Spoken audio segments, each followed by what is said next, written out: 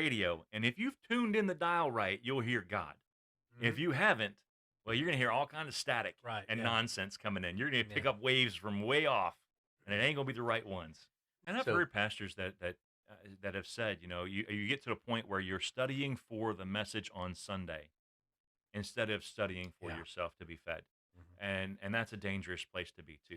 But, I watched a guy one time. I hate to cut you off, but I watched a guy one time do that. He's like, and the caption's like, "Oh Lord, tell me what to do," and he reaches and points, and it's the like, "Go hang yeah, yourself." the Judas the The Judas Judas. verse, Yeah, yeah. I'm like, "Oh my God, no." But so I was looking at the way we can often get numb to salvation. Right. To where the idea of going out and sharing the gospel is like, I don't really want to do that because someday I might, people might learn, but whatever. But we have to understand that that's what we're created for, Hmm. is to go out and to share the gospel. So as I began to seek the Lord about, Lord, we're getting ready to go into this season, but I've recognized in myself a lack of compassion, Mm. a lack of empathy.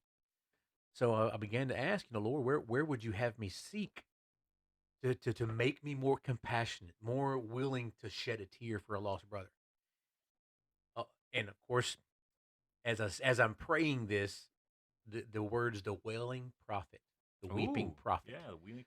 So now I'm doing a study in Jeremiah. Hmm. And then when I finish Jeremiah, I'm going to roll right into Lamentations because I want my heart to break. We don't preach nearly enough about lamenting.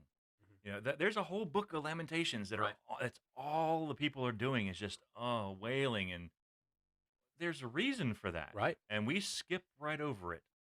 It gives us a warm and fuzzy to skip over the sad parts. Nobody wants to talk about those.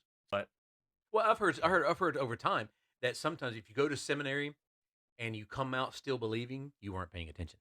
right, And a lot of people tend to believe that way yeah, because and there are elements to it.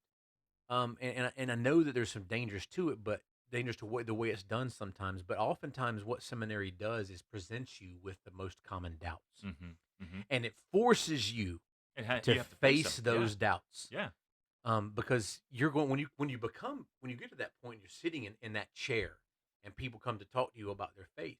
You've got to be firm in your own. yeah. Um, It and, better not be the first right, time you've heard these these doubts. doubts, right? You can't be like, "Well, I've never heard that before. Let me Yeah, talk to you, sister." yeah. But the area where I believe you can be correct is is the problem with seminary in my mind, and this is opinionated, so I'm throwing this out there. This is Peter Gosnell's opinion Yeah. in regards to going to seminary. We get to a point where we become so mechanical with our Bible study that we are proficient at understanding what this book is about, but we're no better than a historian.